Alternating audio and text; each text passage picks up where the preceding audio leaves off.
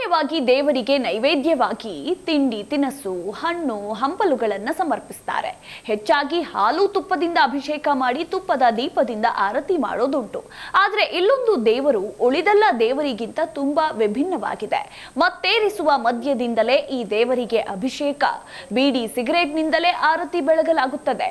ಹೌದು, ಉತ್ತರ ಕನ್ನಡ ಜಿಲ್ಲೆಯ ಕಾರವಾರದ ಕೋಡಿ ಭಾಗದಲ್ಲಿ ನಡೆಯುವ ಖಾಪ್ರಿ ದೇವರ ಜಾತ್ರೆಯಲ್ಲಿ ಈ ದೃಶ್ಯ ಕಂಡು ಬಂದಿದೆ. ವರ್ಷಕ್ಕೊಮ್ಮೆ ನಡೆಯುವ ಜಾತ್ರೆಯಲ್ಲಿ ಸಾವಿರಾರು ಭಕ್ತರು ಆಗಮಿಸಿ ಖಾಪ್ರಿ ದೇವರಿಗೆ ಪೂಜೆ ಸಲ್ಲಿಸುತ್ತಾರೆ. ಹರಕೆ ಕಟ್ಟಿಕೊಂಡು ಬರುವ ಭಕ್ತರು ಸಿಗರೇಟ್ ಕ್ಯಾಂಡಲ್ನಿಂದ ಆರತಿ ಮಾಡಿ ಮದ್ಯದಿಂದಲೇ ಅಭಿಷೇಕ ಮಾಡ್ತಾರೆ. ಅಷ್ಟೇ ಅಲ್ಲ, ದೇವರಿಗೆ ಕೋಳಿ ಬಲಿ ಕೊಟ್ಟು ರಕ್ತದಿಂದ ನೈವೇದ್ಯ ಮಾಡ್ತಾರೆ. ಇನ್ನು ಖಾಪ್ರಿ ಶಕ್ತಿ ದೇವರು, ಹೀಗಾಗಿ ಇಷ್ಟಾರ್ಥಗಳ ಈಡೇರಿಕೆಗೆ ಈ ರೀತಿಯ ಹರಕೆಗಳನ್ನು ಸಲ್ಲಿಸಲಾಗುತ್ತದೆ. ಇನ್ನು ಖಾಪ್ರಿ ದೇವರು ಆಫ್ರಿಕಾ ಮೂಲದ್ದು ಎಂಬ ಪ್ರತೀತಿ ಇದೆ. ಆಫ್ರಿಕನ್ ಪ್ರಜೆಯೊಬ್ಬ 300 ವರ್ಷಗಳ ಹಿಂದೆ ಇಲ್ಲಿಗೆ ಬಂದು ದೇವರನ್ನ ತಂದು ಪೂಜಿಸ್ತಾ ಇದ್ದಂತೆ. ಅದಾದ ಬಳಿಕ ಆತ ಕಣ್ಮರೆಯಾದ.